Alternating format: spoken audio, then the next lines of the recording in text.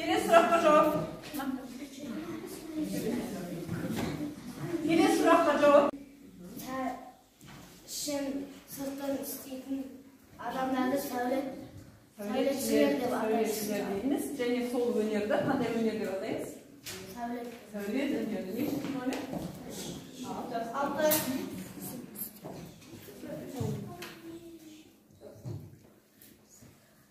Келесі сұрақ несіз балалар? Нені сөйлесін салады? Нешінші номер? Тез үйдің сала беретін түсінікті ма? Ең соңында кім көп бал жинады, соған бағасын қоямын. Келесі кім көкке? Кімді мұнда? Даусын шығар. Балалар мүшелерді атайын. Атау. Бастағыш баяндау. Ой, жарайсың. Тамаша. Нешінші? Тамаша. Жақсы. Келесі сұрақ. Досымыздан шығып. Балалар есімдерге мына жерге алдарына бір киіз үй ұсындым. Қазір дұрыс жауап берген оқушыларға ішіндегі киіз үйге жиһаздар толтырып. Ал, кел Айша. Кез келген сұраққа жауап беріңіз, Айша. Кез келген сөз, иә? Кім? Кім сұраққа қандай жауап бересіз? Қайда? Кім деген сұраққа жауап берші? Кім?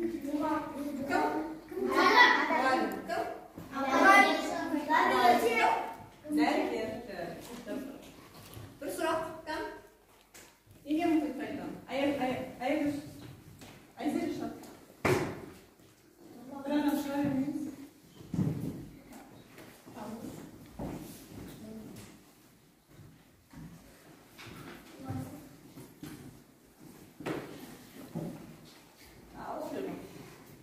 Тұрлаусыз мүшелерді атайын.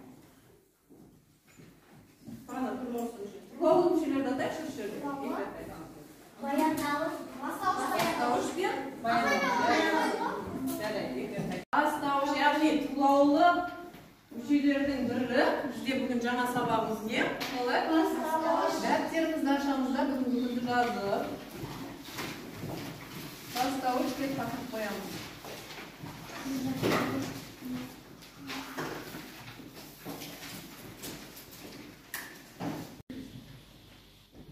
Кез келген іс-әрекеттің иесін кім не, кімдер нелер, кімің, нең, несі деген сұрақтарға жауап беретін сөйлем жүйесін не деп атайды екенбіз?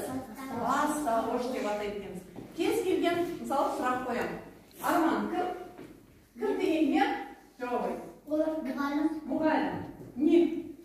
Не дегенге жауап айт. Не деп неге қоямыз? Заттар. Кез келген зат. Не? Кітап. Жарайсың. Нелер? Айбекке қой. Нелер? Дұрыс айтыңыздар. Ручкалар, кітаптар. Несі? Ол. Несі? Қаламы. Қаламы. Так, несі мынада айтамыз? Өшіргіш. Өшіргіші. Кімі? Қаттасы. Қарындасы. Ағасы.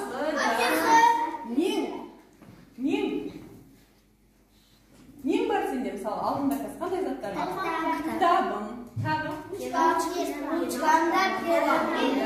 Яғни бұл сөздердің бәрі неге жетіп балалар? Бүгінгі жаңа тақырыбымыз бастауышқа жатады деген, иә, енді кітапты ашыңдар.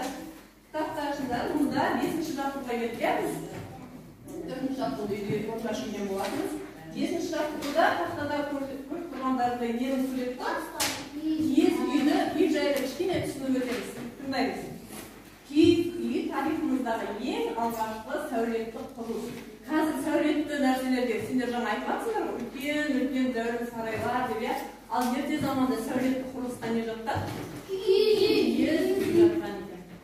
Көшіп-қон ол кезде осы киіз үй бізге жинап алып, қайтып шешіп, аттарына жегіп алып жүре берген не болған болар? Ыңғайлы болған екен. Ал енді мұнда назар аударайықшы. Жиһаздар, иә? Ішіне нелер жатады екен? Әбдіре. Бұл сыңдаймыз балар. Әбдіре сандыққа ұқсайды екен, иә? Бәрін білесіздер, сандыққа ұқсайды. Бұнда киім-кешектерді жинап, жаңағыдай артқа жегіп жүре берген. Жүк аяқ балар, бұл қазір біз үйде көрпе жинаймыз ғой. көрпені осындай жүк аяқтарға жинаған екен.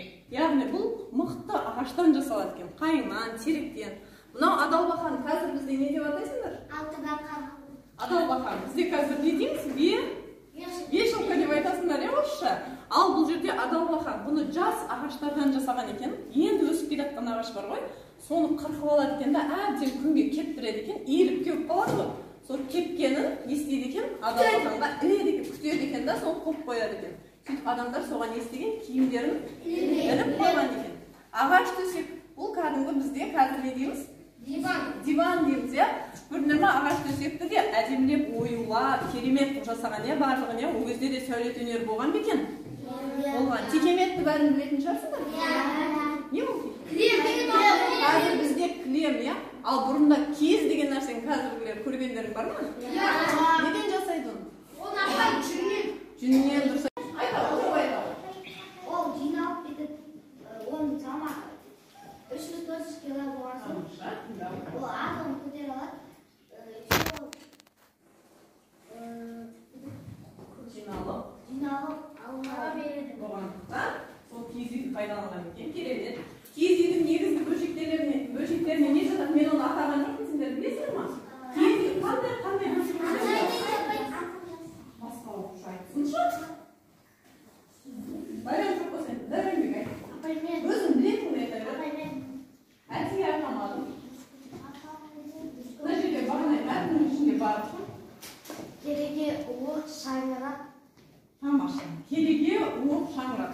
Риман. Ал енді кереге неден жасалады деп ойлайсыңдар? Ағаштан жасалады, иә, тамаша. Ал жақсы, киіз үймен жақсы түсініп болдық па, иә? Енді алтыншы жолда не дейді?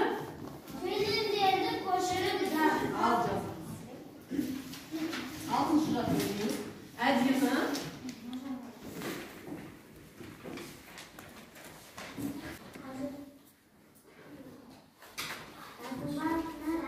Бірінші сөйлемді тарқатып қояды.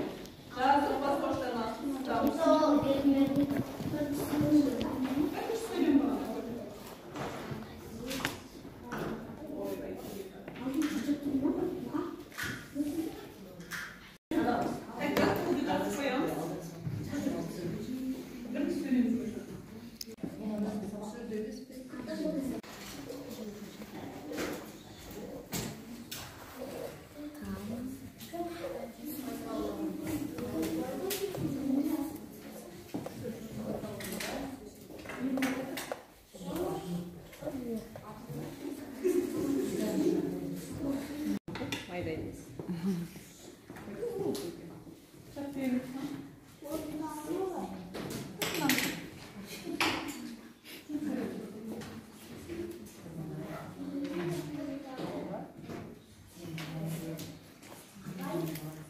Қате жоқ па, жазғандарында?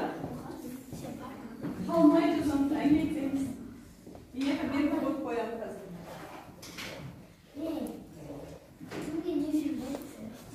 Деп әңгіме құрап кете беріңіз. Бірінші топ бастайды әңгімені. Суретке қарап отырып.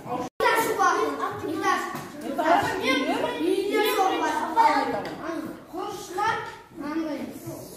сәулетшілер сүйетін салып андай үй құрап есе жатыр. Я қағаздан несін қарап жатыр, жобасын қарап жатыр. Арқарай не көп олар?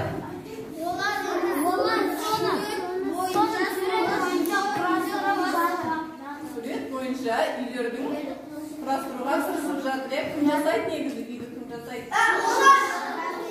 Құрылысшылар жасайды, кім суретін сап береді? Рахмет, Асланбек.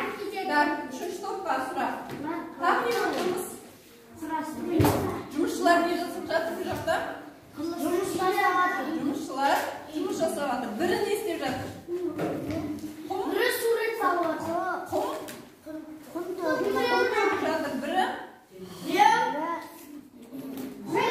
Ал енді суретте жоқ болса да көз алдымызға елестетейік. Сол жерде біреу құм тасып жатса, біреу не істеп жатыр? Мен жұмыс жасап жатыр. Цементті құйып жатыр. Қалап жатыр, тамаша. Ал? Әйселе, нұржан екеуің.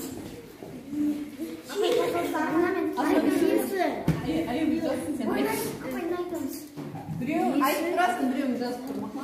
Ben ayıp duramam. Sen ayıp duramam. Bunlar sevgilisi. Олар бұл жерде үш комедия сәулетшілердің жасаған жұмыстары, яғни дәуір үйлері,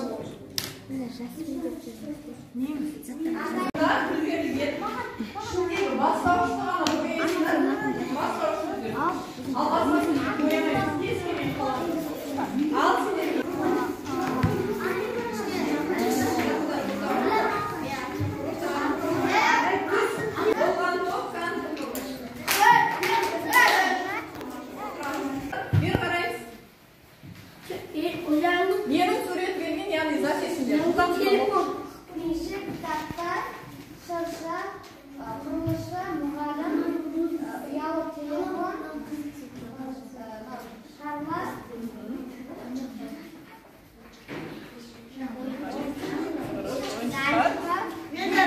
Терезе ма? Терезелер. Дұрыс па жауап?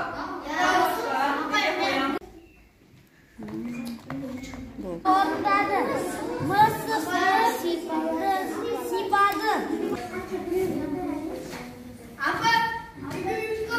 Basalamыз атымызды жазып, қалай түсіндіреді? Білмеймін, жықпамай.